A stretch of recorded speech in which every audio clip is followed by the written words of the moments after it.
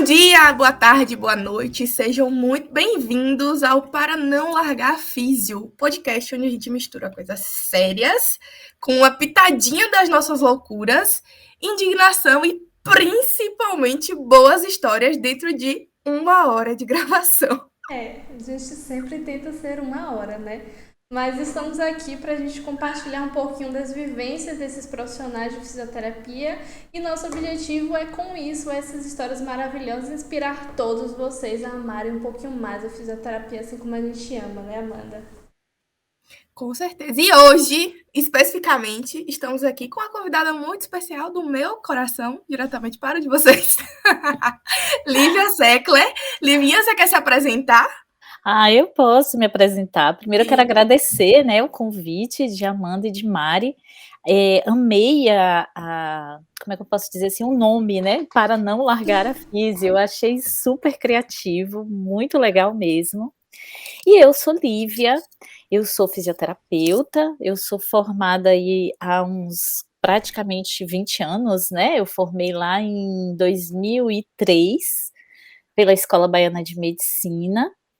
E há 23 anos eu exerço a profissão de fisioterapeuta, tá? E passei já por muitas coisas na carreira, assim, comecei a minha carreira na área domiciliar e continuo até hoje.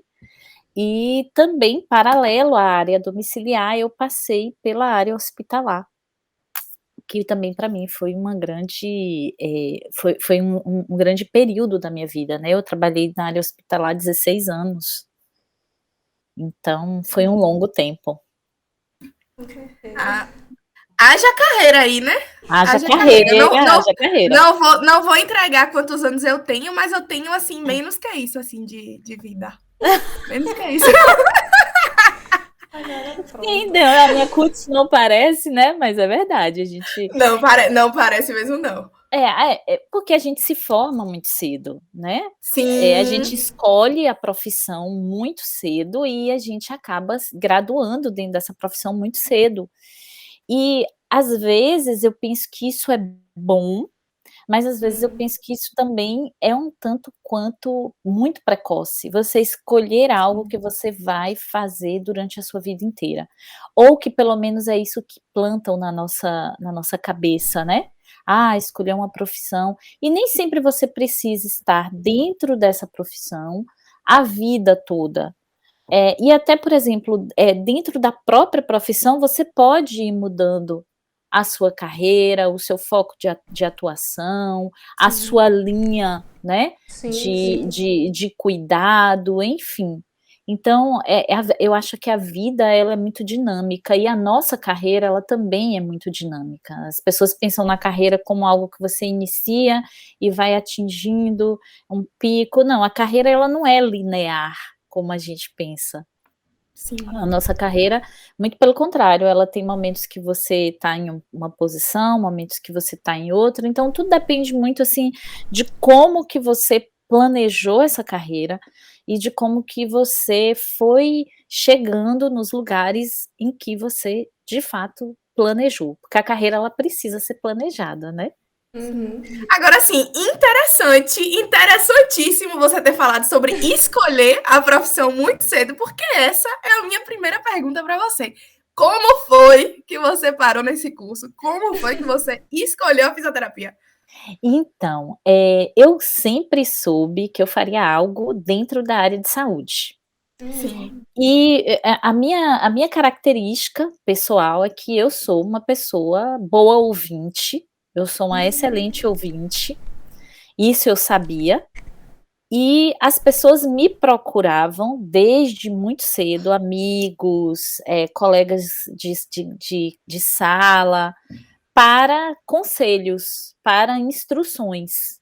Que legal. Então, eu associei que eu faria algo na área de saúde, porque eu gostava de ajudar pessoas.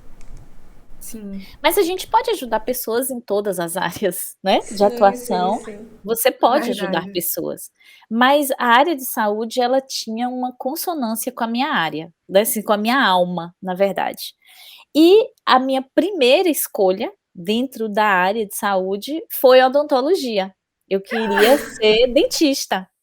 Olha Mas só. por que eu queria ser dentista? Eu tenho uma grande amiga que o pai era dentista e a gente ia muito ao consultório dele. Então eu o via trabalhando, né, Sim. e eu achava muito interessante aquele tanto de material, né, você pega um material aqui, outro ali, sabe. E aí eu achei que realmente fosse seguir na área de odontologia. E aí, assim, eu fui criada dentro de um ambiente cultural muito rico, e quanto mais cultura você tem, quanto mais acesso a livros você tem, eu acho que fica mais difícil você escolher alguma coisa, porque o mundo se abre para você. Sim. E aí começou na fase de você de pesquisar mesmo, né, assim, aquela pergunta: "E agora, para onde eu vou? O que que eu quero ser? Com o que que eu quero trabalhar?". E, eu achei que não era mais odontologia, né. Assim, Uhum. olhando assim, falei: "Não, será que é isso mesmo?". Ainda tinha um pouco de dúvida. E aí eu tinha certeza que era psicologia, e todo mundo dizia: "É a sua cara". Por quê? Porque eu era uma boa ouvinte, era uma excelente conselheira, as pessoas me Sim. procuravam, né, pra Uhum. isso. Eh, então não, é psicologia. Fiz, na época era vestibular, não tinha Enem como é hoje, né, era o famoso vestibular. Eu fiz vestibular para psicologia e passei aos 17 anos de idade. Nossa. E fui estudar psicologia, né, não gostei do curso. Achei o curso um tédio. Mas também foi muito precipitado, foi falta de maturidade da minha parte na Sim, época de querer passar por esse primeiro ano, onde a gente pega aquelas matérias mais básicas, então eu tinha muita sim. aula de filosofia, eu tinha muita aula de eu tinha muita aula de, sociologia. Eu gostava de estudar essas matérias, mas ao mesmo tempo são matérias muito teóricas, Sim. Sim, são com certeza. matérias, né, muito densas. Então, quando a Densas. gente entrou dentro da área de psicologia mesmo, que foi já no segundo semestre, que a gente começou a estudar biologia do desenvolvimento, psicologia do desenvolvimento, alguns, traumas começaram a surgir em mim. E eu falei: "Gente, Nossa! eu não tenho maturidade para cursar esse curso não, isso está mexendo muito comigo". Aí Uhum. combinou com a época que eu saí de casa, porque na minha Hum. cidade não tinha psicologia, eu fui estudar em uma outra cidade, então eu estava longe dos meus pais, eu estava longe da minha família, eu não tinha aquele suporte, aquela base, tudo aquilo bugou minha cabeça, e eu falei: Sim, "Não quero mais, não, ser psicólogo é muito difícil, né, você vai lidar com muitos problemas das pessoas". Eu não sim. estava preparada para lidar com os meus próprios problemas. E aí eu fui Uhum. conversar com uma professora na época, né, que era professora minha, e ela tinha doutorado em psicologia e tudo. Sim. E aí eu fui conversar com ela, que eu estava muito angustiada com essas questões, e ela olhou para mim, assim, com aquela cara que os psicólogos te olham e dizem: "Eu já tinha notado você". Aí eu falei assim: "Ai meu Deus, é uma bruxa, né, já me notou, é um". Eu falei: "Mas professora, eu não estou entendendo, como assim?". Ela: "Eu já tinha notado você, você é uma pessoa muito estudiosa, dá para perceber, você gosta muito de estudar, você gosta muito de ler". Quando a gente traz, né, na minha faculdade, nessa faculdade que eu estudava, era uma faculdade que tinha um rigor científico muito grande, então a gente tinha que estudar muito, tinha que ler muito texto, tinha que Sim. apresentar esses textos, e ela dizia: "Você apresenta textos difíceis com muita facilidade, você consegue chegar no cerne da questão. Mas eu vou te dizer uma coisa, os maiores e melhores psicólogos são aqueles que têm os maiores problemas. Então, Hum. você vai precisar olhar muito para você e fazer isso nesse momento, talvez para você seja difícil.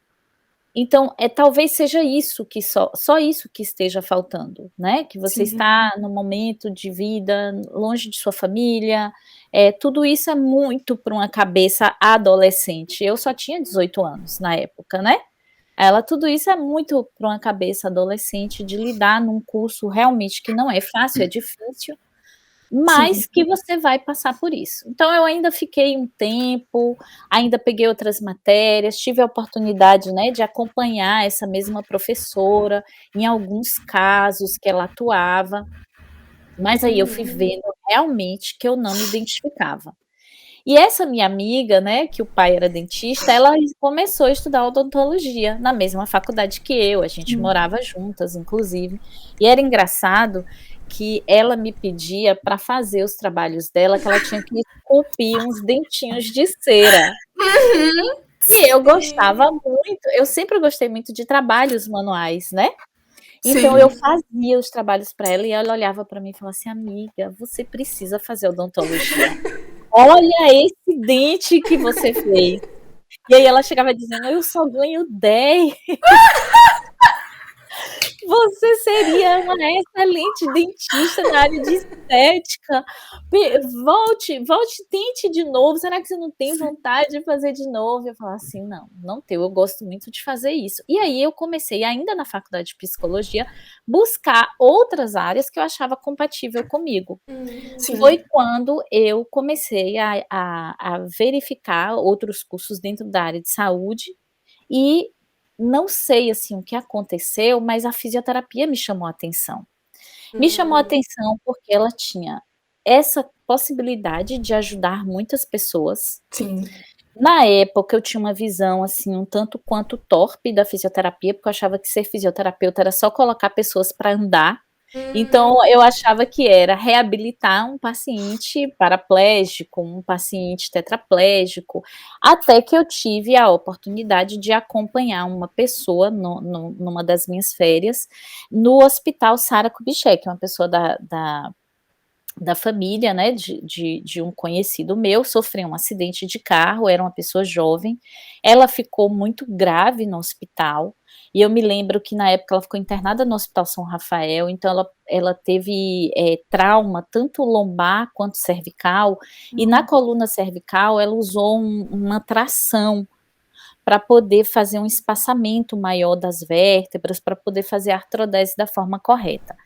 E o médico, lembro muito bem que o médico disse a ela que ela jamais voltaria a andar na vida. Falou: olha, o caso dela é grave e ela jamais vai voltar a andar na vida, né? Uma pessoa que tinha 30, 35 anos de idade na época, eu acho. E aí, quando foi que eu me encantei? Quando ela saiu do hospital, a família dela tinha uma boa condição financeira e tinha bons relacionamentos dentro da área, conseguiu uma vaga para ela no Sara Kubitschek. E eu fui no Sara e tive a oportunidade de acompanhar o atendimento do fisioterapeuta com ela dentro da piscina. E eu ali me apaixonei, falei: é isso que eu quero fazer na minha vida, sabe? Falei: meu Deus, o médico disse que ela nunca ia andar, olha ela andando dentro da piscina, e ela saiu do Sara andando com auxílio de dispositivo de marcha, anda até hoje com auxílio de dispositivo de marcha. Então eu falei assim: nossa, que profissão fantástica, você ajuda pessoas e, para além de você ajudar pessoas, você devolve, né, uma condição à pessoa, assim, melhor do que estar deitado, acamado, restrito ao leito, você devolve. E aí eu voltei para a faculdade, tranquei a faculdade, conversei com os meus pais antes e disse: não quero mais, eu achava que era uma coisa e é outra, e agora eu quero fazer outra. Minha mãe: você tem certeza que é isso mesmo? Ok, né? No começo ficou um constrangimento, assim. Mas você tem certeza, né? Você vai largar tudo. Já começou. Será que não é precipitado? Aquela coisa toda, enfim. Eu falei: não, eu vou voltar. Quero voltar, quero estudar. Voltei para o meu interior e comecei a estudar para o vestibular de fisioterapia. Era um vestibular extremamente concorrido. Tá? Sim. Na Só tinha Baiana, né? Na Bahia só tinha 2 faculdades de fisioterapia. A Baiana, que tinha acabado de reabrir o curso, porque porque a Baiana tinha o curso, fechou para a reestruturação da grade curricular e tinha aberto esse curso novamente. Então, tinha a Baiana e tinha a Universidade Católica de Salvador, que já era uma faculdade, né, mais antiga, mas que tinha um curso lá também. E a concorrência era muito elevada, era uma concorrência extremamente alta, assim, sabe? E você tinha que escolher, no dia que você fizesse o seu vestibular, você tinha que escolher se você ia prestar concorrência para a Escola Baiana de Medicina ou se você ia prestar para a Universidade Católica de Salvador. E aí, qual curso escolher, né? Para qual universidade, né? Para qual faculdade eu quero prestar? Eu quero ir para a Escola Baiana de Medicina ou eu quero ir para a Universidade Católica do Salvador. Sim. Embora o curso da Universidade Católica do Salvador era um curso mais antigo, aparentemente mais estruturado, eu fiz o seguinte pensamento. A Baiana já tem o curso de medicina. Então, fazer fisioterapia em uma escola que já tenha medicina talvez seja mais interessante, porque talvez a estrutura de laboratórios, a estrutura de professores, a estrutura de biblioteca seja um pouco mais voltada, de fato, para a área de saúde. Então, eu resolvi prestar a concorrência para a Baiana. E fiz, e passei, né? O curso, na época, eu acho que eu me lembro que eu passei, se eu não me engano, eu não tenho certeza, mas eu fui bem colocada. Eu passei em 12º lugar. Tá? Num curso altamente concorrido, era realmente assim, muito concorrido. Eu me lembro do dia que eu fiz a prova, que eu cheguei em casa e corrigi a prova, e eu tinha feito uma média assim, de 78%, 78,7%. E eu falei, eu não vou passar. Nossa! Eu me lembro que eu falei para minha mãe, eu falei, eu não vou passar, porque é muito concorrido e eu não acho que eu consigo passar nesse vestibular. E passei. E aí comecei a estudar.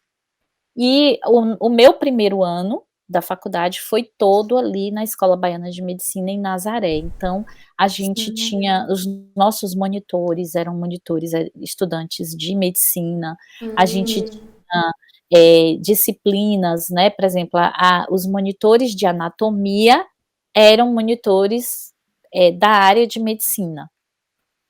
Hoje, eu já vejo diferente, tá? A Baiana mudou muito. Hoje, então, nem o campus é o mesmo. O campus de fisioterapia não é o mesmo campus de medicina. A Baiana mudou muito, mas assim, muitas vezes a gente teve que sair da sala para dar lugar para a turma de medicina assistir aula, né? Então, tinha ainda assim aquela coisa de que minha sala tinha mais ou menos umas 60 mulheres para 20 homens. Era muito poucos meninos. Então, minha sala tinha uma quantidade enorme de meninas muito, muito bonitas, sabe? Meninas capa de revista, modelos mesmo. Então, quando a gente passava assim pelo grupo da medicina, as meninas da fisioterapia, sabe? Ai, meu Deus! Hoje eu vejo quando eu falei, meu Deus do céu, graças a Deus que as coisas mudaram, né? E aí eu comecei a ter aulas, né, já mais pro segundo, terceiro semestre, eu já começo a ter aulas com professores fisioterapeutas. E aí eu fui gostando cada vez mais do curso, sabe? Falei assim, nossa, acho que agora, de fato, eu me encontrei dentro daquilo que eu queria. A gente estudava o corpo humano, eu fiquei apaixonada pela disciplina cinesiologia, e tanto que eu fui monitora dessa disciplina, né? Depois, assim, que eu passei por ela, abriu a fase de monitoria, e eu fui monitora dessa disciplina. E isso foi muito importante para mim, porque toda a base da biomecânica, que é a base do curso de fisioterapia, eu aprendi muito mais sendo monitora, porque eu tinha que dar aula para os outros, para os egressos, né, que vieram depois. Seus calouros. Calouros, digamos assim. e você tinha que estudar muito a questão, assim, aí você começa a se importar realmente com o que é da sua área de atuação. Então Sim. não era mais aquela aula de anatomia como o monitor de medicina ensinava, né, mas era já uma Sim. aula de anatomia Uhum. voltada mais pra biomecânica, onde a gente entendia ali a artrocinemática da articulação, qual era a maior amplitude que ela atingia, quais eram os músculos, onde estavam as suas inserções. Então isso me deu a base para eu entender, inclusive hoje, ter um raciocínio clínico com base em análise de movimento, Sim. tá? Veio daí. Então, Interessante. foi assim que assim, a minha escolha por esse curso começou, E tá? Lívia, você começou a contar a história. Você, dentro desse período todo, você se apaixonou pela fisioterapia, se encontrou na fisioterapia já naquela sua experiência antes de entrar na faculdade, ou foi já mais durante alguma disciplina específica que você fez, você sentiu, nossa, eu me encontrei, é realmente isso? Logo no primeiro semestre que a gente começa a ter as matérias mais básicas, que a gente estuda anatomia, fisiologia, que a gente estuda neuroanatomia, ali eu já me encantei, sabe, ali eu já vi assim, nossa, tem um universo, assim, muito rico para ser trabalhado, né. Olha quanta coisa que eu preciso entender, quanta coisa que eu preciso saber para atuar. Então, ali eu já me encantei, tá. E aí, assim, eu me lembro que no segundo, acho que foi no segundo ou terceiro semestre, eu já comecei a estagiar. Então Sim. eu fui Que legal. para uma clínica de ortopedia, Sim. tá. E ali eu comecei a ver o que era realmente o dia a dia do fisioterapeuta. Ainda, né, com a visão ainda muito romantizada, logicamente, da profissão, mas eu já comecei a ver, né, assim, como que era feita uma avaliação de um paciente. Qual era o quadro clínico que aquele paciente tinha. Então, assim, nessa clínica mesmo, tinha muito paciente jovem que fazia rompimento do ligamento cruzado anterior do joelho. Então, Sim. como era a fisioterapia, então tinha uma fisioterapeuta que na verdade era um casal, né, que era fisioterapeuta e eles eram os proprietários dessa clínica, e esse casal tinha o marido, ele era, o dono, né, o marido da fisioterapeuta, que também era fisioterapeuta, ele entendia muito de eletroterapia. Sim. Então ele foi ali, eu comecei a ver o que era eletroterapia, atrelado a isso a gente estava passando pelo curso, pela matéria, a disciplina biofísica, né, que a gente Sim. estuda também. Então tudo isso foi, eh, como se diz assim, foi um quebra-cabeça, né, as peças foram chegando e você vai arrumando elas ali dentro do seu raciocínio clínico, mais ou menos. Então e assim, eu comecei a estagiar nessa época e eu não parei mais. Tá? Sim. Eu fazia era a faculdade e o estágio. Na minha época, a gente ainda tinha essa possibilidade de ter estágio extracurricular, e depois de um tempo o Crefito, né, proibiu esses estágios extracurriculares, dessa forma. E aí É ficou mais babado. difícil. Isso, ficou mais difícil. Mas assim, ó, eu comecei a estagiar aí no terceiro, acho que eu não me lembro se foi terceiro ou quarto semestre, e não parei mais. Então, eu passei por estágio em clínica de ortopedia, depois eu passei por estágio na área hospitalar, passei por estágios, em clínicas que tinham, para além de ortopedia, outras áreas de atuação, como hidroterapia, que também na época era algo assim ainda pouca gente atuava nessa Uhum. área, Uhum. sabe. Então eu tive essa oportunidade de ter feito esses estágios que me fizeram adentrar mais cedo ainda, né, Sim. dentro do dia a dia mesmo do profissional. Então Sim. ali eu me encantei. Foi uma experiência, assim, incrível. Assim, te conhecendo agora, né, sabendo a profissional que você é, a pessoa extremamente responsável que você é enquanto profissional enquanto liderança, eu me pergunto que tipo de aluna você era. Então, assim, se você hoje é a expansão daquilo que você foi como aluna, ou se mudou alguma coisa aí nesse meio do caminho. Então, olha, eu nunca fui a melhor aluna da sala, tá? Assim, eu não tinha esse. Porque tem gente que quer ser, não, eu quero ser o melhor aluno, tal. Eu não era a melhor aluna da sala. Minha sala, os colegas com quem eu me formei, são colegas que eu me orgulho até hoje, sabe? Eu tive uma turma de fisioterapia muito boa, muito interessada, pessoas que de fato se dedicavam, nós fazíamos grupos de estudo, então isso é muito bacana. Eu fui uma ótima aluna, tá? Embora eu acho que nota, né, não diz nada, porque às vezes você é um excelente aluno, você sabe estudar, você sabe fazer prova, mas isso não significa que você absorveu aquele conhecimento. E eu buscava absorver o conhecimento. Então, eu ia atrás dos meus professores, sabe? Eu fui essa aluna. Me ensina, me ensina que eu quero saber como é que você faz isso. Quando o paciente estiver na minha frente, como é que eu vou saber que esse paciente tem essa dor e essa dor vem dessa origem, tá? Então, assim, ó, eu tive professores brilhantes também. Kátia Sá foi minha professora de cinesiologia, Abraão Batista foi meu professor de prática curricular 1 e 2, né? Eu tive, dentro da área de neuro, Ellen, que é uma referência em neuro, foi minha professora também, tá? Então, assim, eu tive realmente uma formação acadêmica muito, muito segura, tá? Com profissionais que realmente eram profissionais muito bons no mercado. E isso moldou a profissional que eu sou hoje, porque você se espelha, né?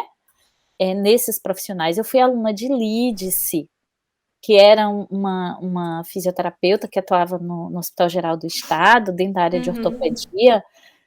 Nossa, o conhecimento, a sabedoria de Lídice, sabe? O que ela nos fazia experienciar, eu jamais vou esquecer essas experiências que eu passei.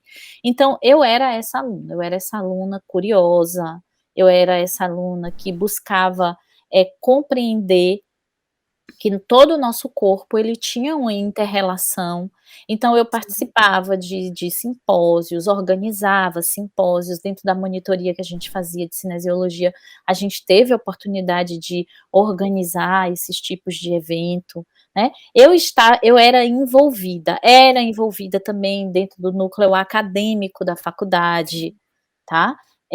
Dentro ali desse núcleo que era formado por pessoas com essa finalidade. Então, eu era essa aluna aí, essa aluna que gostava de estudar, que participava das aulas, que quando fazia um trabalho, tipo, tem um trabalho para apresentar, nossa, eu estudava muito, porque eu não só estudava para apresentar aquele trabalho, mas eu estudava principalmente para que eu pudesse aprender. Quando você aprende, você consegue passar, você consegue falar. Então, vivia na faculdade, teve uma época que eu ficava na faculdade o dia inteiro, né? Chegava na faculdade 7 da manhã e ia embora 19 horas, sabe? Meu Deus, tinha gente falando, meu Deus, mas você passa o dia aqui. Eu falei, mas porque aqui tem tudo que eu preciso, aqui tem a biblioteca, aqui tem o local onde eu posso pesquisar os artigos. Então, eu era essa aluna. A gente tá rindo, Livinha, porque a gente também passa o dia todo na faculdade, às vezes. Mas o contexto é um pouco diferente, não é necessariamente porque a gente queira. Vai entrando um monte de reunião, um monte de coisa, aí chega às 7 horas da manhã, vai embora às 10 da noite, vivi bastante isso nos meus primeiros semestres. Exato. Agora reduzi um pouco mais, porque não tem corpo que aguente, mas no início era bem assim, bastante tempo. Isso. Que é um perfil de aluno interessante, né? Às vezes a gente se desgasta um pouquinho se a gente não tem uma medida muito certa. Eu falo isso porque eu me desgastei um pouquinho para além do que eu deveria, né? Mas a gente tem muitas experiências e perpassa por muitos espaços muito interessantes que ajuda a gente decidir até o caminho que a gente quer seguir na fisioterapia, né? Você comentou que fez vários estágios, participou de muitos espaços de conhecimento e aí eu queria saber, conta pra gente como que você foi parar na sua atual área dessa de fisio domiciliar. Me conta Domiciliar. como que é esse mundinho. Então, assim, ó, dentro da faculdade, até hoje, nós não temos essa disciplina, né, embora ela seja uma área de atuação reconhecida pelo Conselho Federal de Fisioterapia e Terapia Ocupacional, hoje a gente não tem em nenhuma faculdade a disciplina fisioterapia domiciliar. E isso é muito interessante, porque é por onde a maior parte de nós profissionais iniciamos a nossa carreira, Sim. né. Quando na verdade a gente deveria, eu penso que deveria ser mais o final do que o início da carreira. Porque exige da gente muitas habilidades que quando você está no início você ainda não tem, não se abriu para, tá. Então, como que eu fui parar nessa área, né. Logo, quando eu finalizei a faculdade de fisioterapia, eh no último, assim, perto do último ano do meu curso, eu fiz um curso que eram 10 semestres, então foram 5 anos de faculdade. Quando eu terminei quando antes de terminar, o Hospital Santa Isabel, que na época, também era conhecido como a Santa Casa de Misericórdia, na época era Santa Casa de Misericórdia da Bahia, abriu um processo seletivo para estagiário, tá, de fisioterapia. E era um estágio, inclusive, remunerado. Então eu falei: "Olha, um estágio remunerado dentro do hospital, vou fazer". Era uma prova concorridíssima também, todo mundo queria fazer essa prova, não só porque era remunerado, mas porque era um hospital de grande porte e, para além dele ser grande porte, ele era referência em cardiologia, uma área que na faculdade a gente via muita teoria, mas pouquíssima prática, tá. Sim.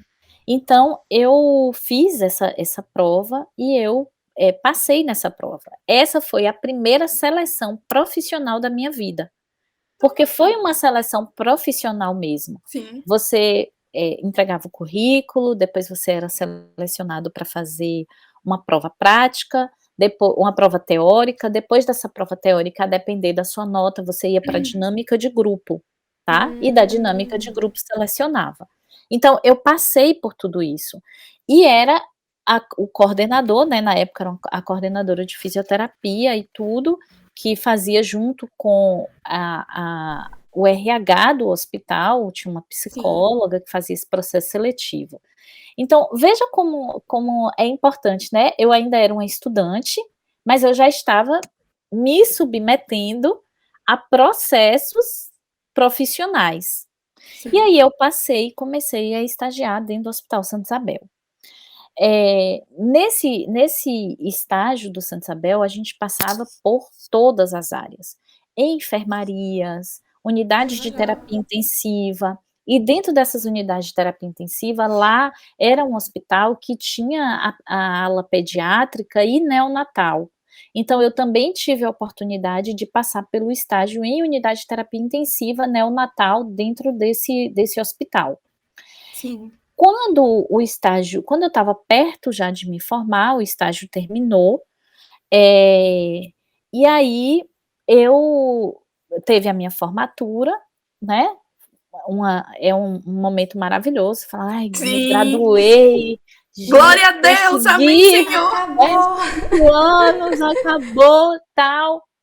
Mas passou a festa, Uhum. e no outro dia você está como? Desempregada. Desempregada. Coisa Você sai de estudante para Para desempregada. desempregada. Né, automaticamente. automaticamente, um canudo na mão, né, uma assim, na minha visão né, uma autopressão de, Sim, sim. Sim. "Bom, agora eu já me formei, então agora eu preciso trabalhar", porque você quer dar esse retorno, o retorno para os seus pais que pagaram a faculdade, o retorno para a sociedade de tudo que você aprendeu e do que você vai aplicar.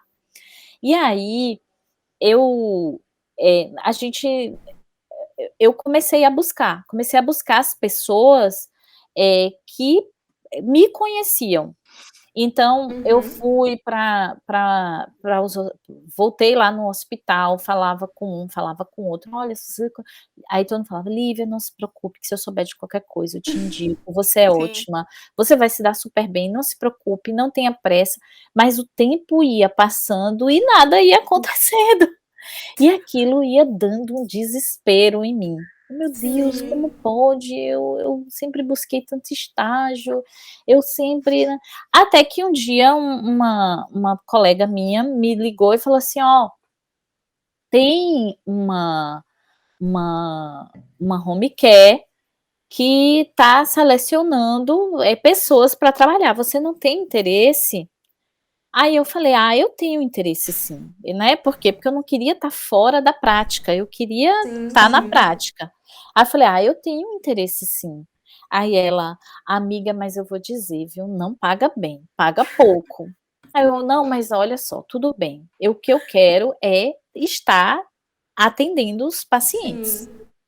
então vamos lá". Aí fui lá, conversei com a pessoa falou: "Não, então vamos começar", e tudo. Eu ainda não tinha decidido, né, assim, quando eu adentrei a área hospitalar, eu gostei muito da área hospitalar, principalmente da área de terapia intensiva. Eu gostava muito da área de Hum, enfermaria, mas eu gostava muito da área de terapia intensiva também. sim. Então eu comecei a pensar, né, me diversificar aí nesse conhecimento e tal. Aí eu pensei e falei assim: "Bom, eu vou começar a atender esses pacientes por esse home care".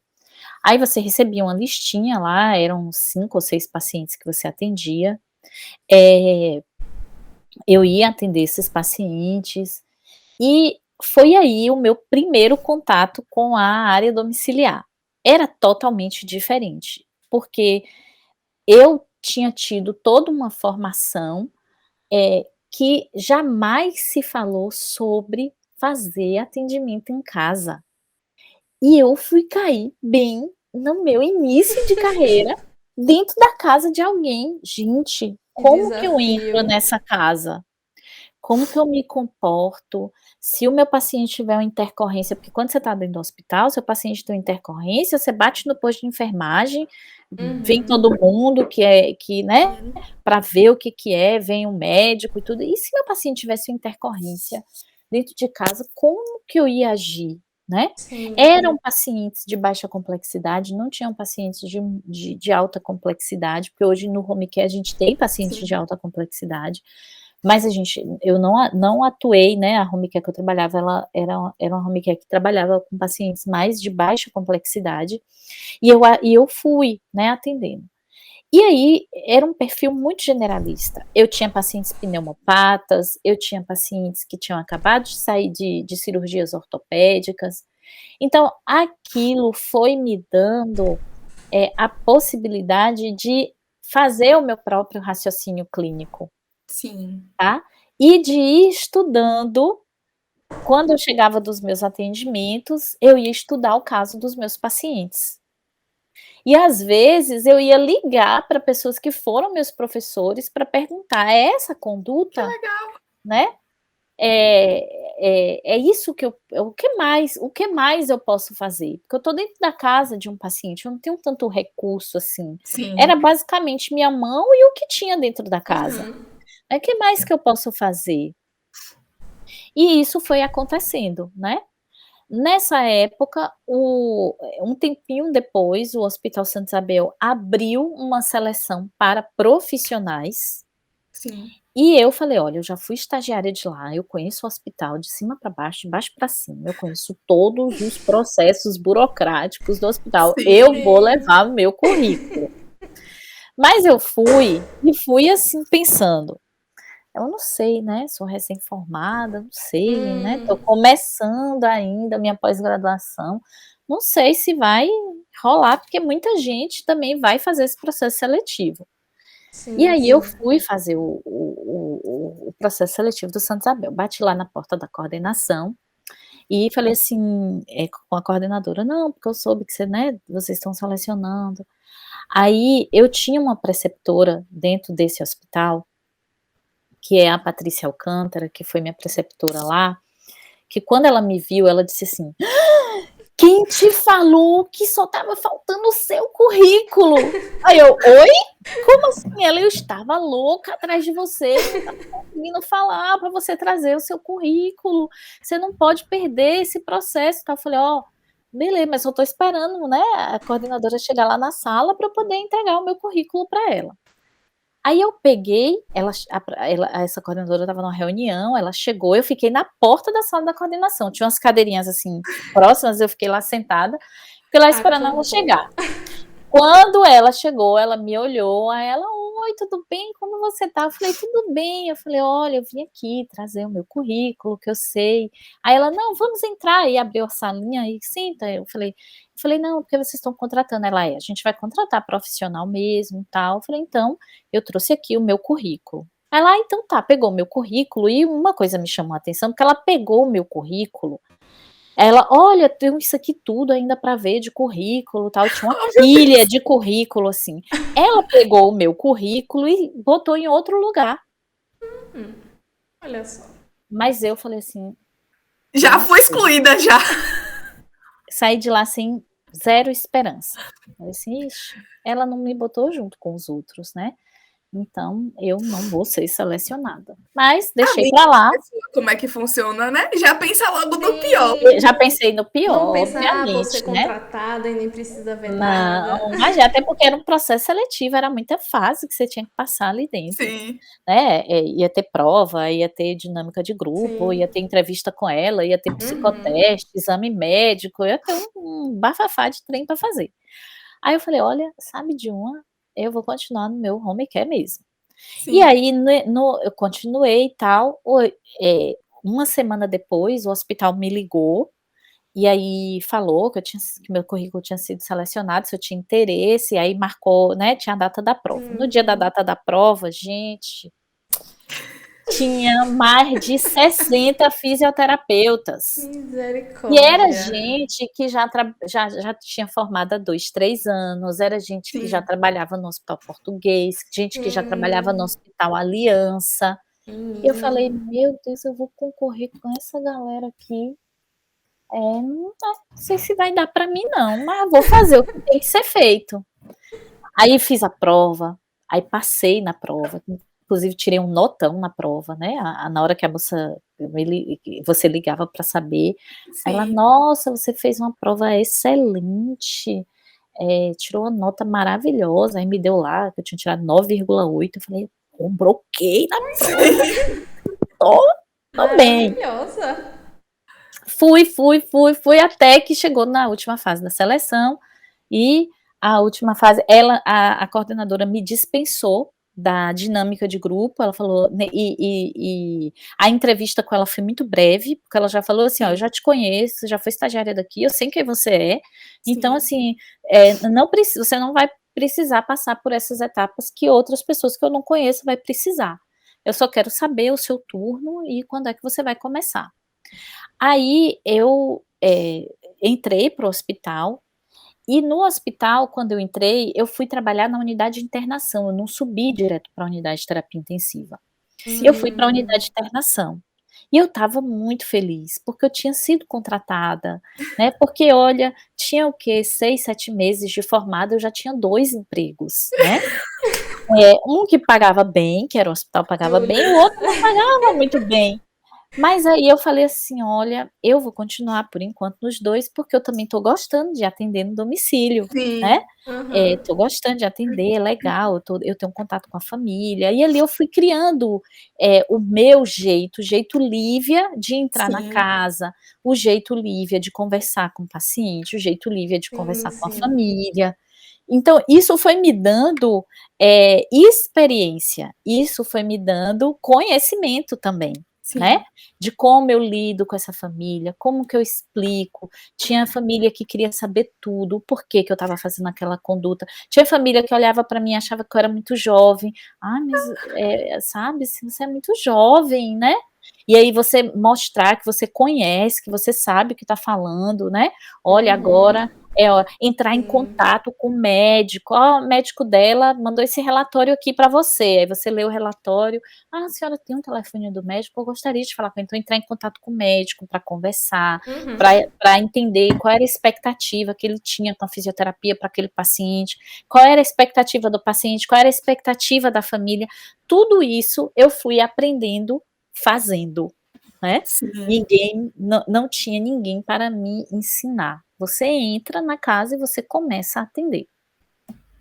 Um tempo depois, eu comecei a atender os pacientes no hospital, e como eu atendia na enfermaria, eu comecei a captar meus primeiros pacientes particulares. E foi de uma forma muito natural, tá? Não foi uma coisa assim que eu fiz com intenção de captar paciente. Para ser muito honesta, eu nem tinha essa visão na época, tá? E aí, como foi isso, né? Eu trabalhava numa unidade que era uma unidade cirúrgica, mas que quando a unidade crônica estava muito cheia, os pacientes crônicos também iam para essa unidade. Então lá eu atendia paciente neurológico, atendia paciente ortopédico, paciente que tinha feito cirurgia geral, paciente de cirurgia bariátrica, era um perfil cirúrgico, então todo perfil cirúrgico ele é bem dinâmico, né? E aí eu comecei. A minha primeira paciente particular foi uma paciente idosa que tinha sofrido um AVC, e ela não era uma idosa, assim, comum, tá? Ela era uma idosa de 88 anos, extremamente ativa, era fazendeira, inclusive da mesma cidade que eu, mas eu não a conhecia, conhecia a família, né? A família dela é uma família conhecida no interior, então eu já tinha ouvido falar sobre a família, mas eu não a conhecia. E aí, ela veio ser atendida eu fui atendê-la no quarto que ela estava, entrei, comecei a conversar com a filha, e aí eu já tinha um pouco mais de experiência, assim, de colher a história, né? Antes de atender o paciente, eu olhava o prontuário inteiro do paciente, eu via tudo que cada profissional escreveu, olha, até o prontuário da nutrição, o prontuário do médico. Aí, antes de atender, eu fazia essas anotações do que eu via, aí eu entrava no quarto do paciente e começava a fazer a minha anamnese. E ela tinha sofrido um AVC, ela tinha ficado com uma hemiparesia no membro inferior esquerdo e uma plegia de membro superior esquerdo. E quando o neuro ia avaliar ela, eu fazia alguns questionamentos a ele, né? Falava assim: olha, eu estou observando isso. A paciente precisa, por exemplo, ela ainda não consegue ficar sentada, ela está com déficit de controle de tronco. Então a gente vai começar trabalhando aqui primeiro esse controle de tronco, né? Essas mobilizações mais dessa paciente para que a gente consiga ganhar. E quando ela teve alta, assim, dentro mais ou menos de uns 15 dias, a filha dela falou para mim assim: Lívia, eu gostaria que você atendesse a minha mãe em casa.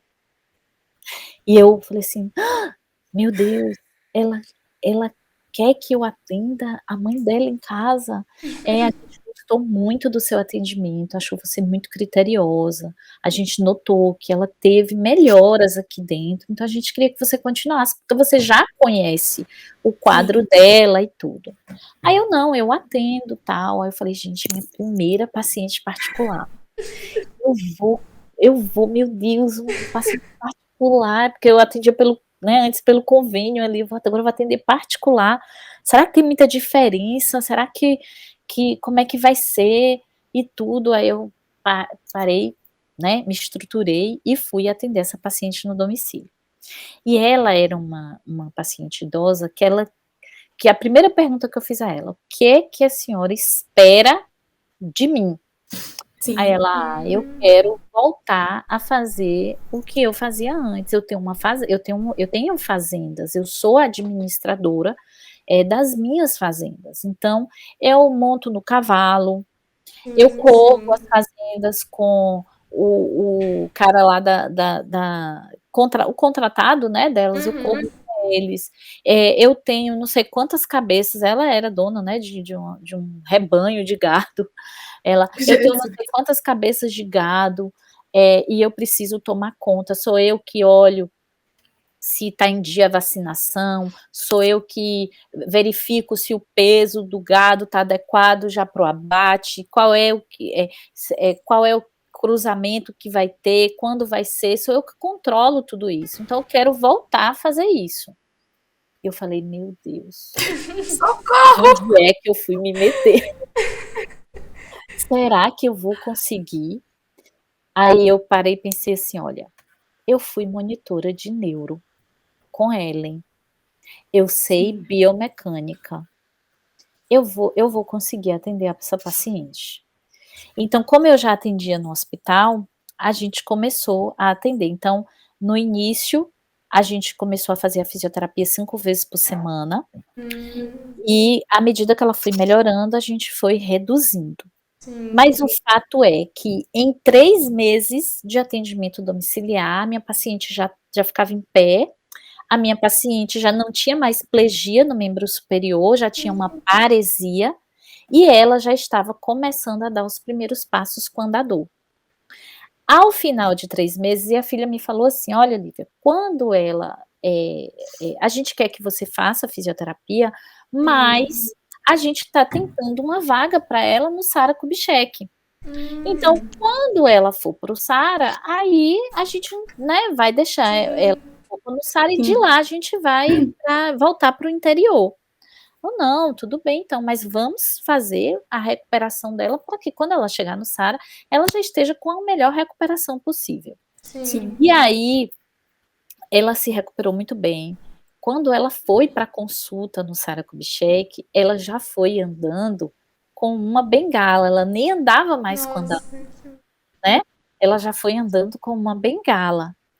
E eu me lembro que na época eu comprei uma bola suíça. Gente, na época a bola suíça era tipo assim, uns R$500, sabe? Meu Hoje uma Deus. bola suíça eu acho que você compra R$70, você compra uma bola suíça. Vale salientar que R$500 há Ela 19 anos atrás Eu me lembro, era olha, 3 mil hoje. exato. Eu me lembro que o primeiro pagamento que eu recebi da família, tá? O primeiro pagamento que eu recebi, eu investi na bola suíça.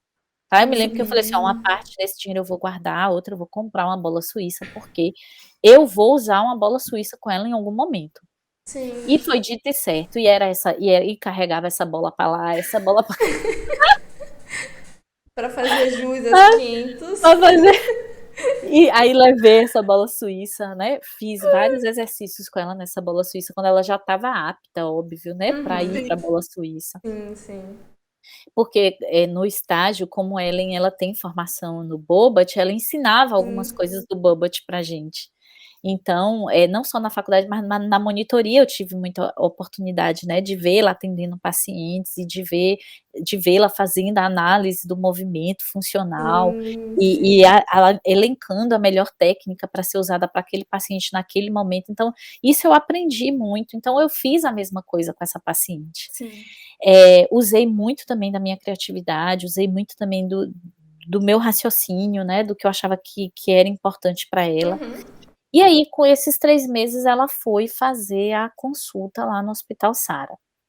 E aí, depois eu falei, bom, agora a gente vai esperar, porque vou esperar a filha me dar um retorno de quando é que a gente vai proceder com a alta domiciliar para ela ir para o hospital. E aí, no outro dia, eu recebi uma ligação da filha, dizendo assim: Lívia, eu tô te ligando porque a gente foi ontem no Sara. Oi, como foi a consulta? Ela foi maravilhosa, mas o Sara disse que tudo o que eles poderiam fazer pela minha mãe você já fez, que eles não têm mais absolutamente nada o que fazer por ela, que ela já está andando, elogiou muito o seu trabalho. A fisioterapeuta que fez a avaliação dela ficou impressionada com o seu trabalho, porque a filha fazia fotos, né? Sim. A filha fazia fotos dela no hospital, e ela falou assim: olha, quando eu mostrei as fotos de minha mãe no hospital, depois a minha mãe saindo do hospital, a minha mãe em casa, o seu acompanhamento, ela ficou extremamente impactada.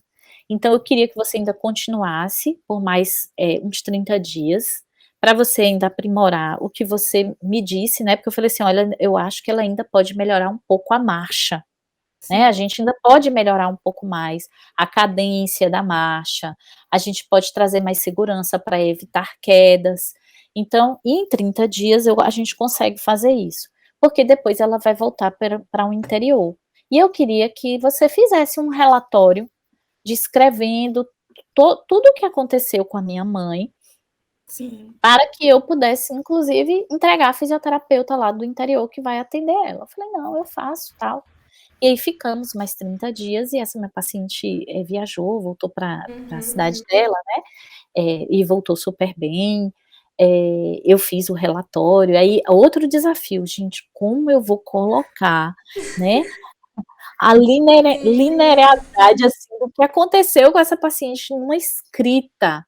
escrever sim, Então, tudo que escrever fez. tudo foi feito, né, assim, naquela época eu já tinha o cuidado de ter um controle e um prontuário dentro da casa do paciente. E sim, assim, não foi algo que eu fui saber se eu tinha que ter não, eu falei assim: "Olha, eu preciso ser profissional aqui". Então, se no home care existe o prontuário do paciente, eu também vou fazer o meu. Então eu comprei uma pastinha, né, eu imprimi umas folhas, colocava lá o nome dela, a data. Eu tinha muito cuidado em aferir todos os sinais vitais dela antes da sessão e após a sim, sessão. Então eu acho que isso foi mostrando para a família, pedia à família inclusive, né, orientava: "Olha, nos Uhum. dias que eu não vou vir aqui, vocês vão tirá-la da cama dessa forma". Então ensinei a família, mudamos posição, da cama onde a paciente estava, porque, por exemplo, ela tinha uma tendência a não olhar para o lado esquerdo, que foi o lado afetado. Então a gente sim, mudou a posição da cama para que ela começasse a olhar o lado esquerdo. Ah, vai levar para o banho, quando ela ainda precisava de auxílio no banho, na hora ensaboar o cabelo, na hora de ensaboar o corpo, é ela que tem que fazer, mas ela vai sim, fazer com a mão que ela está parética. Ai, Lívia, sim, aí ensinei, ensinava o cuidador como é que fazia, passava as orientações, sabe. Então, quando eu não estiver aqui, os exercícios que ela vai fazer são esses e esses. E ela era uma pessoa que tinha uma força de vontade, assim, sim. incrível, tá. Eu atribuo a isso e esse discurso eu usei a primeira vez com ela, mas eu nunca deixei de usar com nenhum paciente meu. Eu falei: "Olha, 20% é o que eu vou fazer. 80% é a que você vai fazer, com o que eu faço Sim, com você". Aí eu já falava, então assim, ó, veja que a responsabilidade sua é maior do que a minha. sim, Aí por quê? Porque eu já colocava o paciente entendendo que ele é parte daquele tratamento. Ele não pode se colocar sim, à parte numa condição passiva, ele é totalmente parte integrante do atendimento dele. Então eu Sim, dizia com sempre: certeza.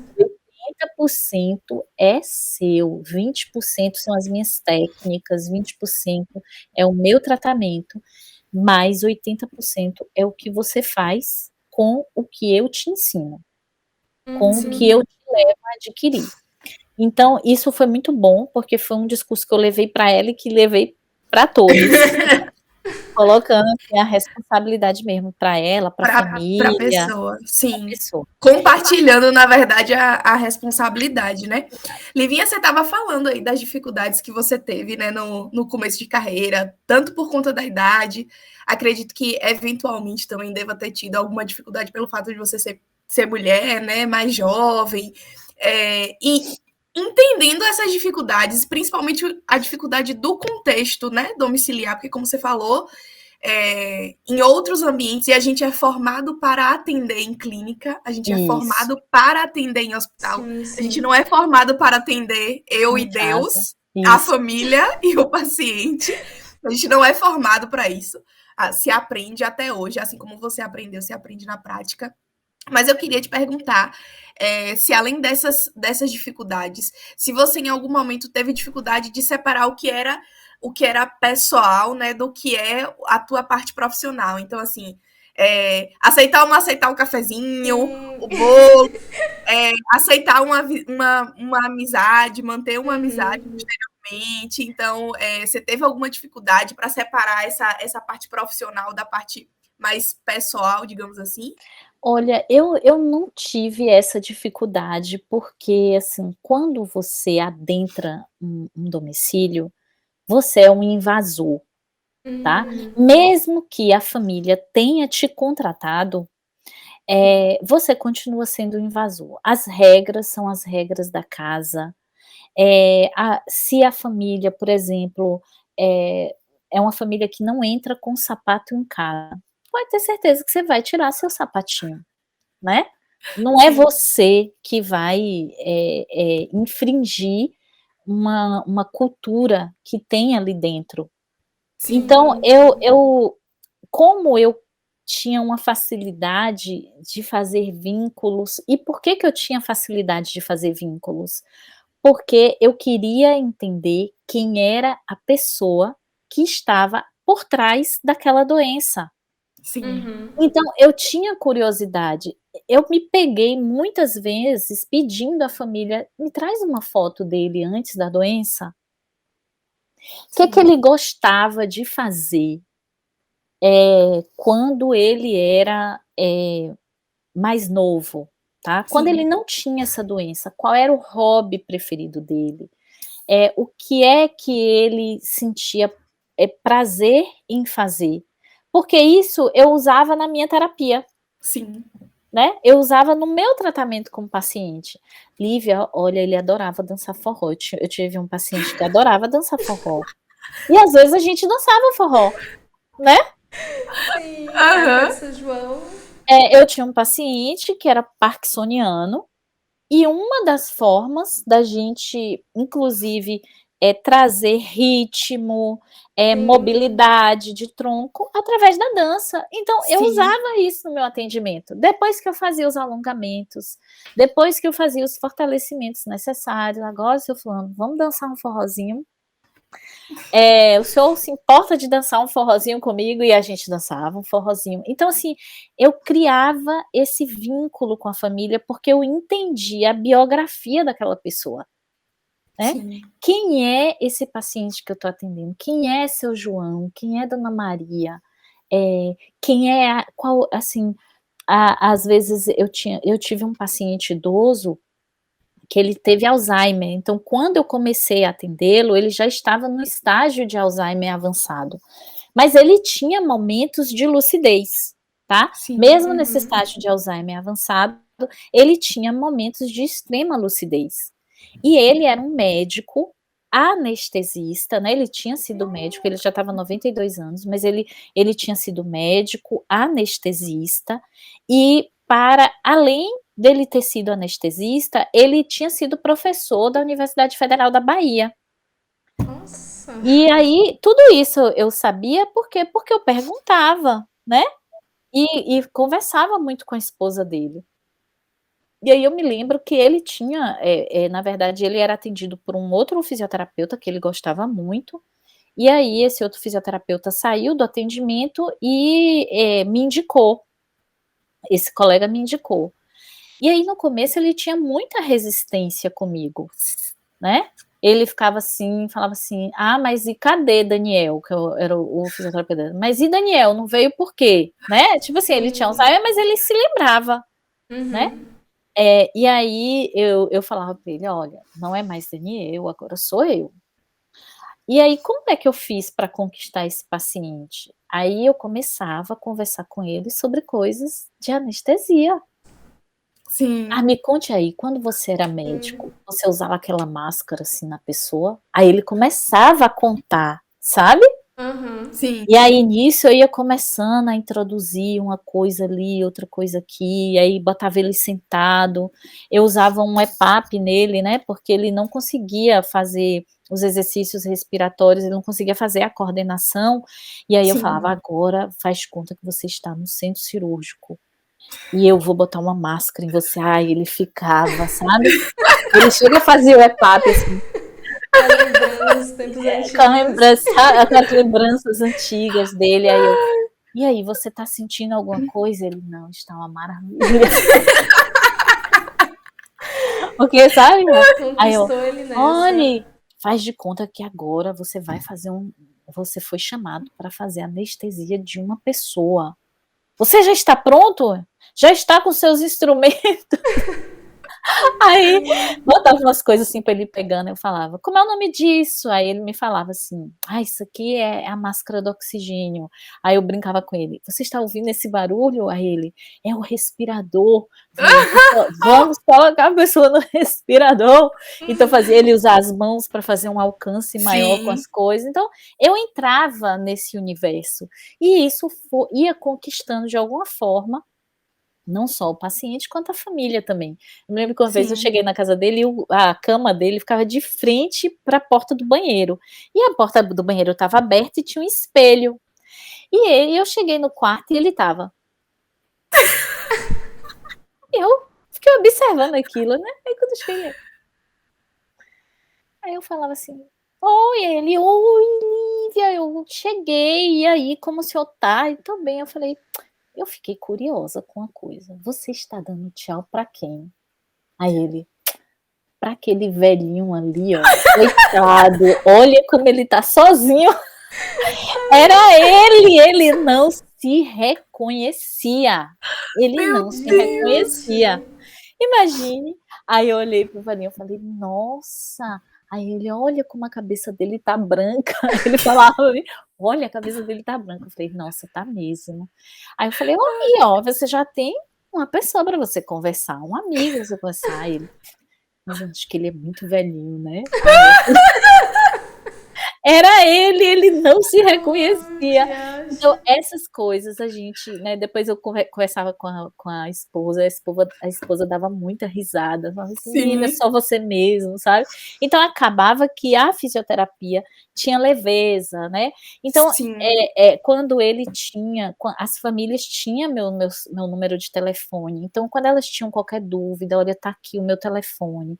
Pode me telefonar a qualquer hora. Eu nunca tive dificuldade, sabe? E aí, quando você vai estreitando esses vínculos, o cafezinho vai acontecendo, o bolinho vai acontecendo, e tudo bem, não tem problema, sabe? Isso acontecer. Não vejo problema algum disso acontecer. O convite para o aniversário de alguém.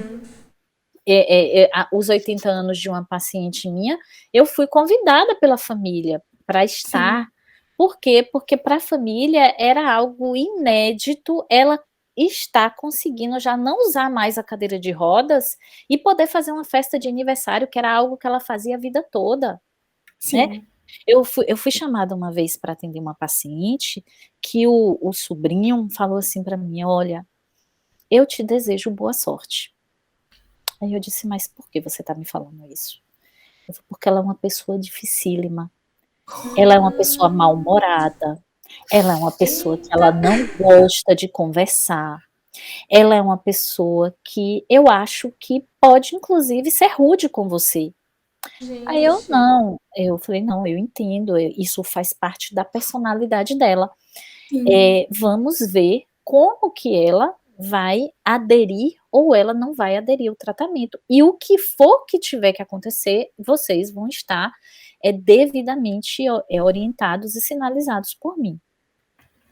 Essa paciente, ela não queria sair do quarto, né?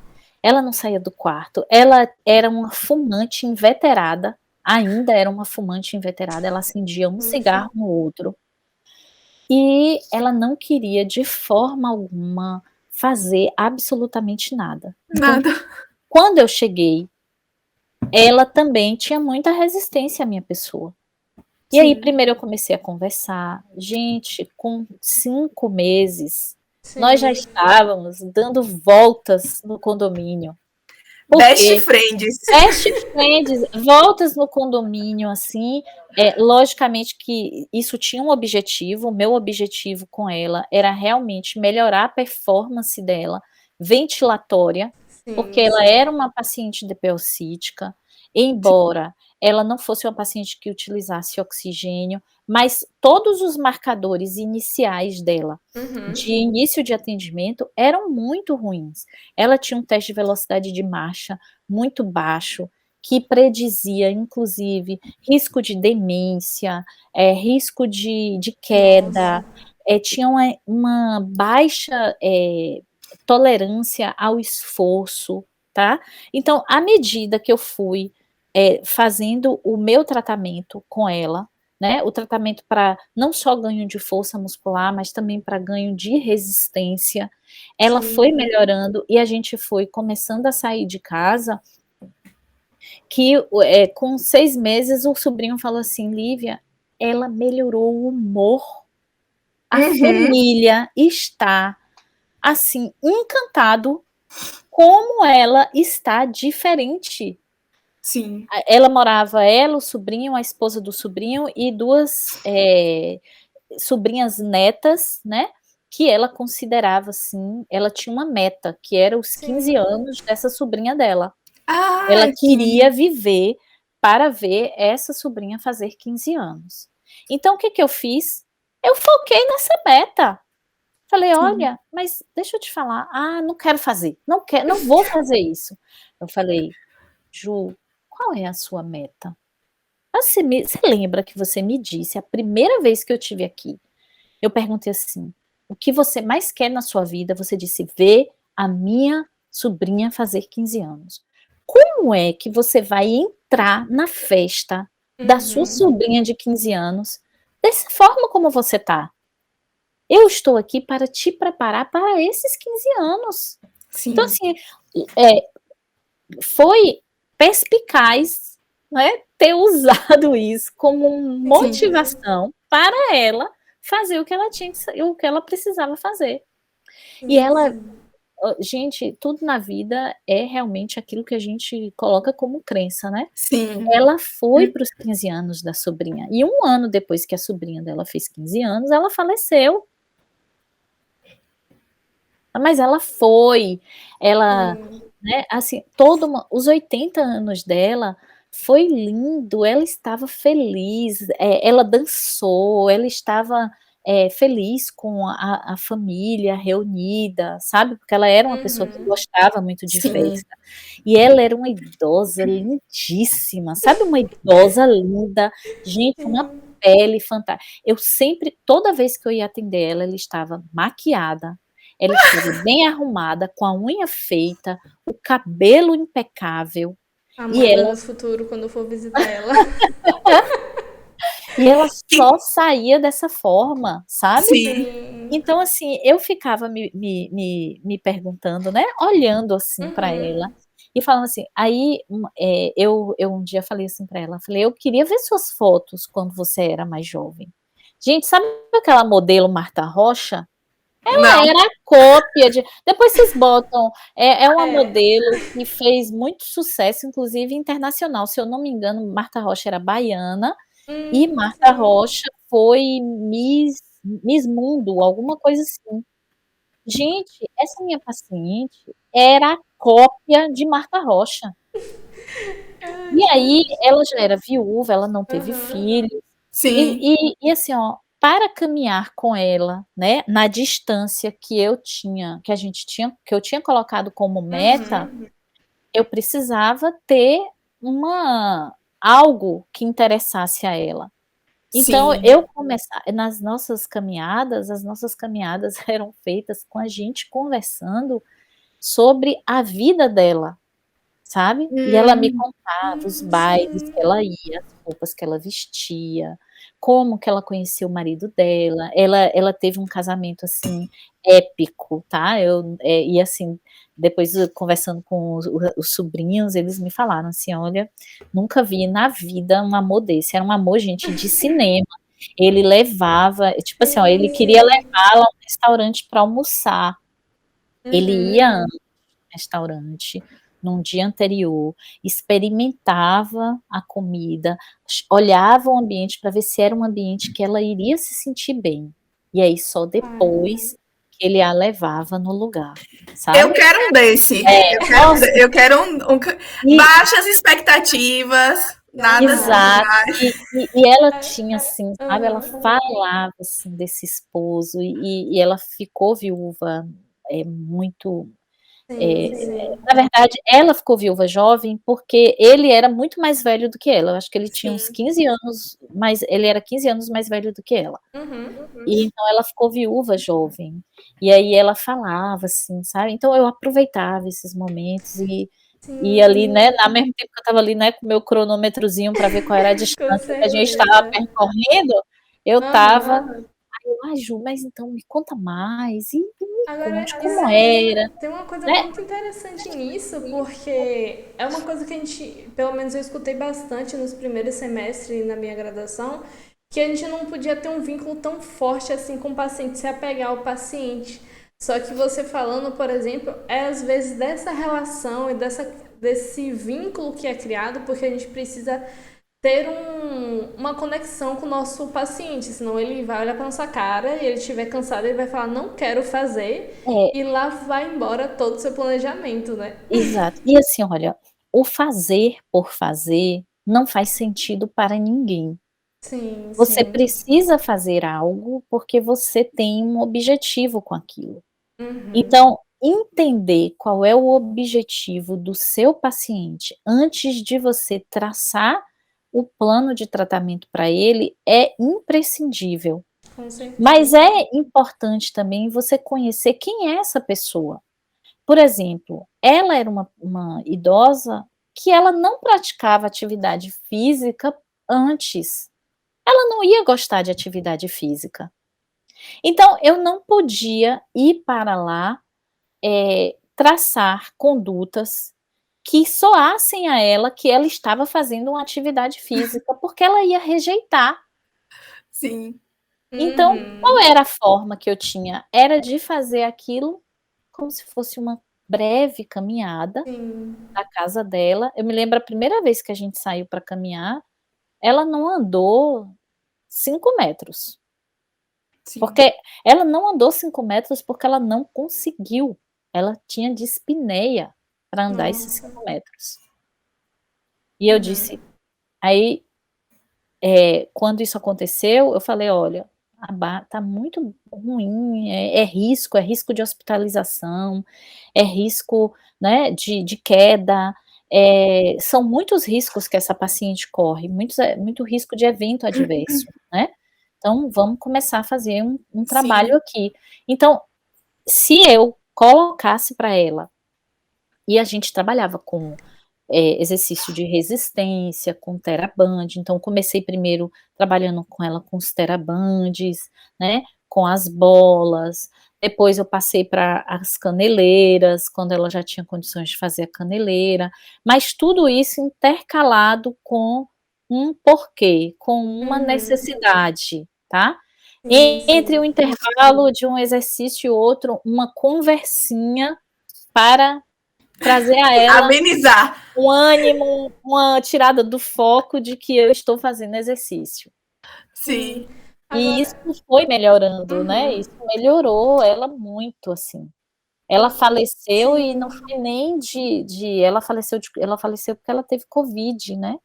Nossa, que pena. Ela caiu, na verdade ela sofreu uma queda da própria altura. Ninguém sabe hoje se ela fraturou o fêmur e caiu ou se ela caiu e fraturou o fêmur.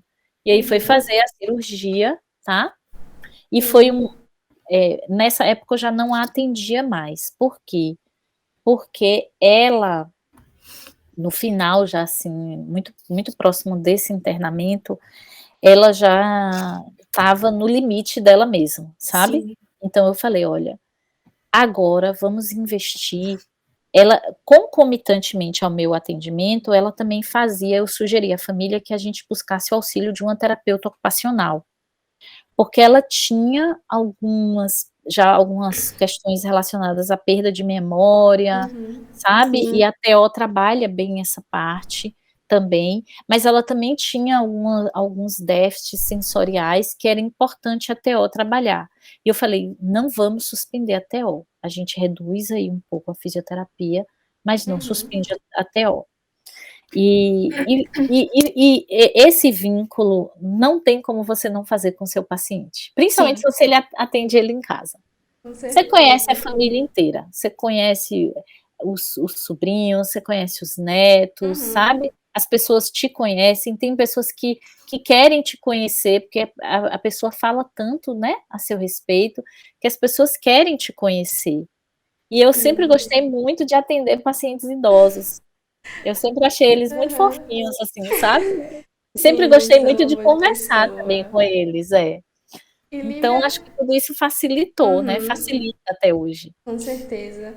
Mas assim, você foi comentando, né, dos atendimentos e que você sempre estudou bastante antes de cada atendimento, planejou muito, né, o que você ia fazer.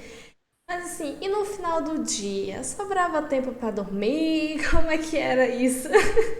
Tinha tempo para viver um pouquinho?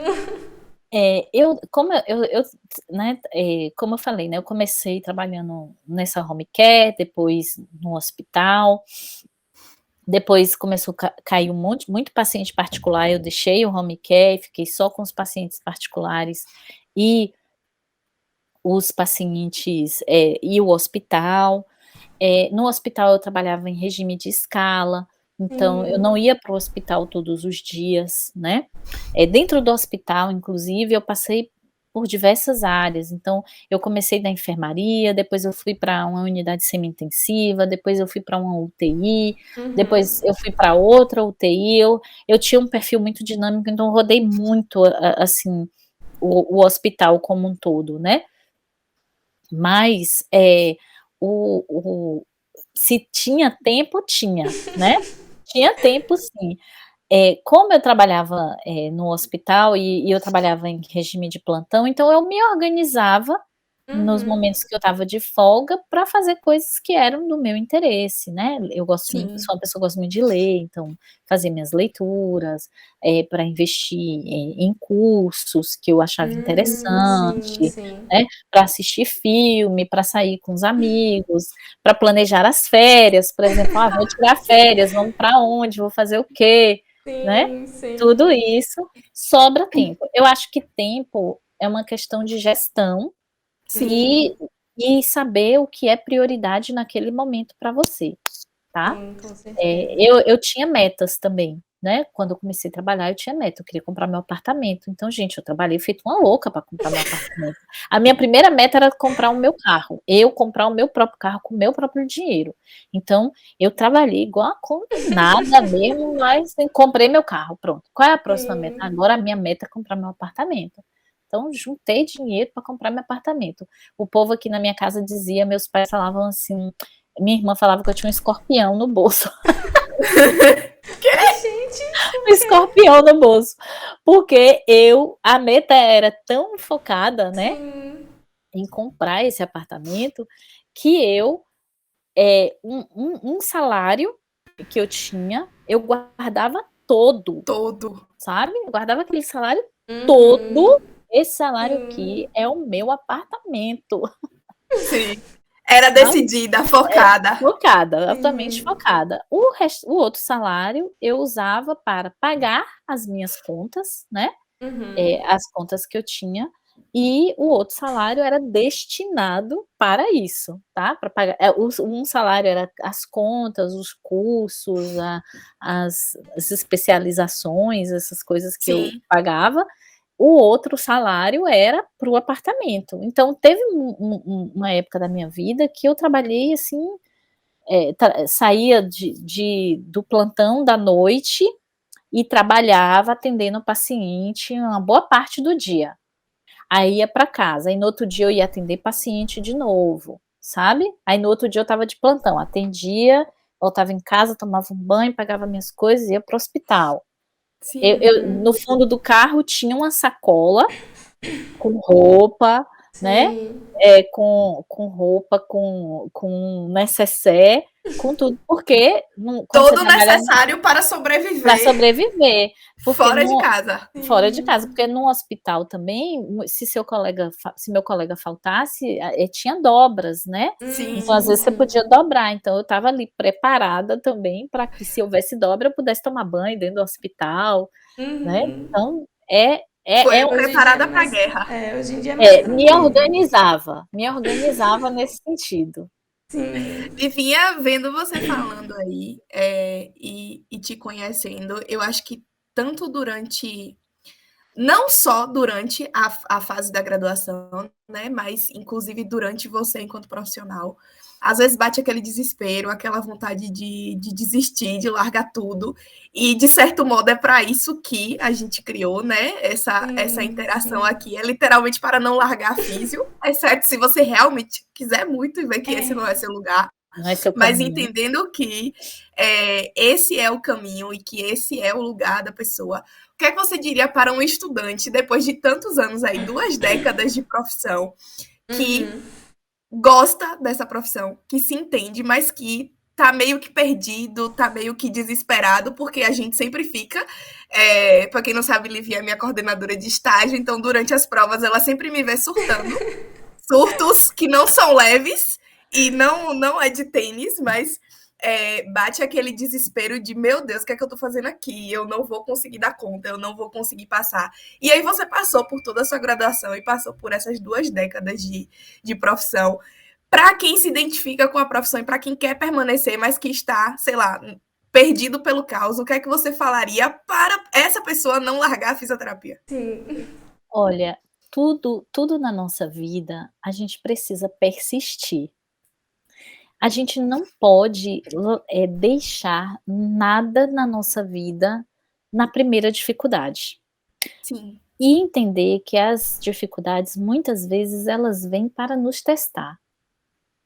E nesses testes que nós passamos ao longo da nossa vida, e não é só na vida profissional, é em todo o âmbito da vida, né, que a gente passa, nós precisamos entender que a disciplina e a persistência é que nos leva a algum lugar.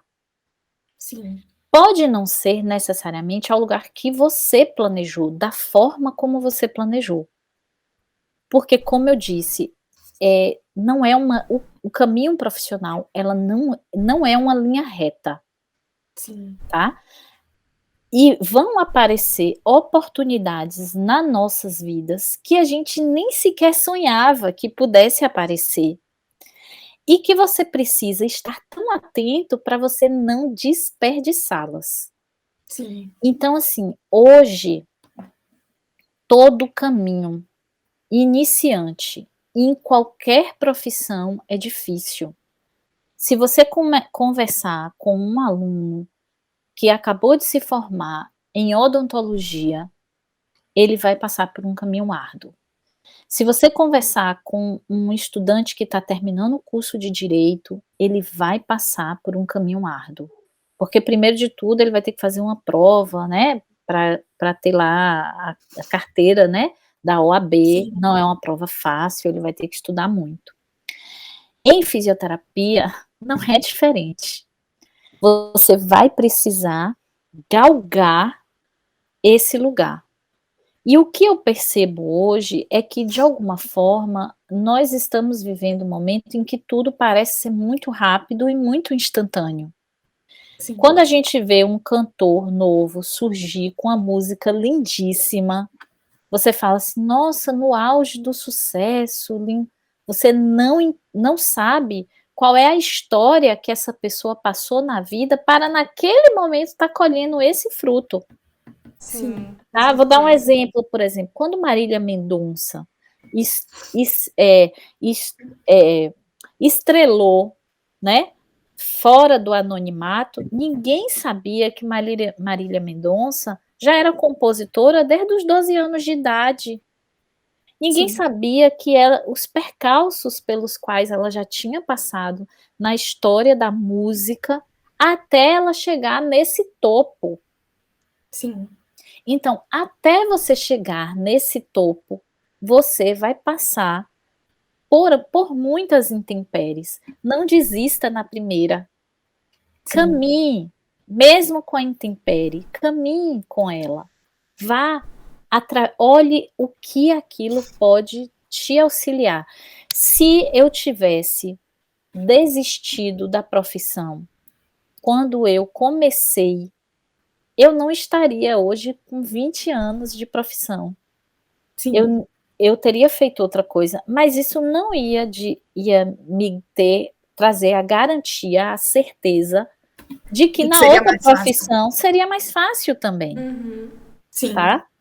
Então, eu acredito que isso é para a vida. Não desista no primeiro obstáculo. Esse conselho é realmente muito importante, porque às vezes a gente está tão viciado naquela coisa mais instantânea. O Instagram veio com uma cultura muito forte da gente querer aquilo tudo mais rápido possível. E às vezes a gente esquece que as coisas são muito mais complicadas, né? É um caminho muito mais longo para chegar até ali. Não é do nada que você faz 500 milhões de dólares, não é de um dia para o outro. Então, a gente perdeu um pouco dessa paciência mesmo com o nosso processo, até porque cada indivíduo é um indivíduo diferente, tem uma trajetória diferente e um tempo de desenvolvimento também diferente, né? Exatamente. E o mundo hoje, né, de uma certa forma, é muito, como é que eu posso dizer? Assim, parece que tudo é muito fácil. Parece que nada necessita de esforço, que nada necessita de dedicação. Ao mesmo tempo que eu também vejo discursos de pessoas que dizem assim: se você se esforçar, se você fizer, você nem sempre Com você vai. certeza. Às vezes você vai se esforçar muito e não vai chegar a lugar algum, tá? E aí não é por falta de esforço, talvez seja por falta de oportunidade, talvez seja pela ausência do fator sorte, né? Sim, com certeza. Naquela determinada ocasião, mas não desistir tão fácil do seu caminho, daquilo que você quer, daquilo que você acredita, é, para mim, a forma melhor de você se manter. Sim. Trabalhar a sua paciência e principalmente a sua resiliência. Sim. Às vezes você quer muito um emprego naquele lugar e aquele emprego não surge naquele lugar, mas surge em outro. E nesse outro você vai fazer o melhor que você pode dentro das condições que você tem. Sim. Quando eu comecei a trabalhar no home care, foi isso que eu fiz.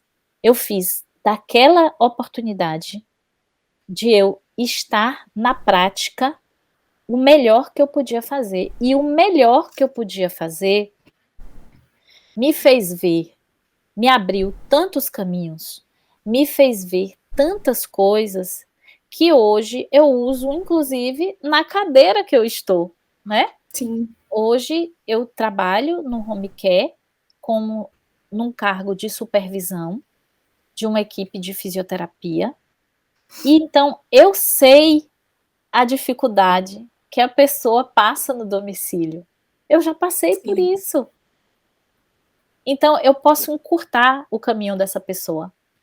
Sim. Na minha época era um pouco mais difícil de fazer isso, porque você não tinha tantas pessoas que Te estavam ensinassem, né, o caminho das ensinassem o pedras. caminho das pedras. Hoje não, hoje você já tem muita gente boa ensinando o caminho das pedras em diversas áreas da fisioterapia. Sim. E isso é muito positivo, tá?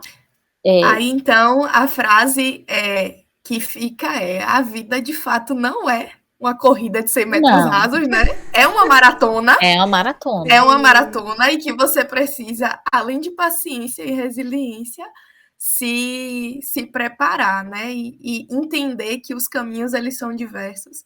Atender em domicílio é um deles. Tem toda essa gama aí de experiência e de vivência, coisas extremamente diferentes do que você vê, né, na clínica e, enfim, no hospital, mas que também são vivências bacanas, né? São histórias bacanas e que você também contribui de algum modo. E eu acho até que a tua contribuição do ponto de vista pessoal e de colocar aquilo que é seu é maior do que em uma clínica, em um ambulatório. Com certeza. Então, enfim, também é um caminho a seguir. Já são 1h30 quase a gente aqui batendo. Nossa! O papo Passou que eu nem rendeu. percebi. Se fala pouco. E aí eu queria saber, assim, de você, Livinha, se você quer deixar uma palavra, assim, pra gente fechar e pra gente encerrar esse bate-papo. Bom, mais uma vez, né, agradecer a vocês por esse convite. E assim, a palavra que eu quero deixar é que vocês, né, estão aí ainda na área acadêmica e Sim, mais brevemente vocês vão já ser profissionais. Uhum. Que vocês comecem, se vocês não começaram ainda, mas que vocês comecem já a planejar a carreira de vocês agora. sim, E que vocês aproveitem essa oportunidade da faculdade de fazer o networking, né. Quando a gente está dentro da área acadêmica, é a melhor época para a gente, experienciar, para a gente, eh, ir para áreas diferentes, porque é o momento do ganhar conhecimento. Não que a sim, gente não ganhe conhecimento pós, né. Até hoje, gente, eu estudo, até hoje eu faço curso. Eu acho que eu sou depois dos cursos online, eu comecei a ver que eu acho que sou uma pessoa que compra até curso online demais, né. Terminei o último curso online dentro da área de fisioterapia Sim. terça-feira dessa semana.